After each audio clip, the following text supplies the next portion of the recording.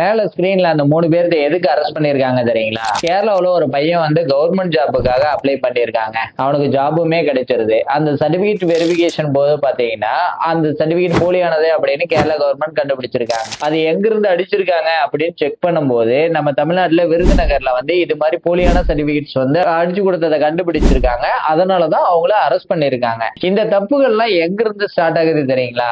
நாளைக்கு வந்து நம்ம இன்னைக்கு இந்த டிகிரி நமக்கு தேவையில்ல, நாளைக்கு படிச்சுக்கலாம், இன்னைக்கு நாங்க ஒரு டிகிரியை பார்த்துட்டு இதெல்லாம் தேவையா தேவையில்லையான்னு ஒரு யோசனையிலேயே இருப்போம். சோ வந்து இன்னைக்கு வந்து இது தேவையில்லன்னு நினைச்சுக்கிட்டு இருப்போம். பட் நமக்கு திடீர்னு நாளைக்கு ஒரு எம்ப்ளாய்மெண்ட்ல சீனியாரிட்டி கிடைக்குது, ஒரு ஜாப் ஆப்பர்ச்சுனிட்டி கிடைக்குது, அப்படிங்கிற இடத்துல நமக்கு சடனா டிகிரி தேவைப்படும். அப்போ வந்து நம்ம என்ன பண்றதுன்னு தெரியாம இது மாதிரி ஒரு போலியான ஆளுங்க கிட்ட போயிட்டு சர்டிபிகேட் வேணும்னு சொல்லி மாட்டிக்குவோம். அந்த தப்ப நீங்களும் பண்ணக்கூடாது அப்படிங்கறதுக்காக தான் சொல்றோம். இப்போ ஆன்லைன்ல நிறைய நேக்ல A++ வாங்கின யூஜிசி ஏஐசிடி அப்ரூவ்ட் ஆன டாப் யூனிவர்சிட்டிஸே ஆன்லைன் கோர்சஸ் வந்து கொடுத்துட்டு இருக்காங்க. அது நீங்க வீட்ல இருந்தே படிச்சுக்கலாம், வீட்ல இருந்தே எக்ஸாம்ஸ் எழுதிக்கலாம். கொஸ்டின்ஸ் எல்லாமே MCQ தான் இருக்கும். இதுல வந்து பாத்தீங்கன்னா ஈஸியா பாஸ் பண்ணிக்கலாம். வீட்ல இருந்தே லேப்டாப்லயே நீங்க எக்ஸாம் எழுதி பாஸ் பண்ணிக்கலாம். சோ இது மாதிரி ஆப்ஷன்ஸ் எல்லாம் இருக்கும்போது இதை கரெக்டா யூட்டிலைஸ் பண்ணிக்கிட்டீங்கன்னா நாளைக்கு நீங்க இது மாதிரி அரெஸ்ட் ஆக வேண்டிய சூழ்நிலை இருக்காது. நீங்க போய் யாருக்கிட்டையும் ஏமாந்துங்கிற சூழ்நிலையே ஏற்படாது.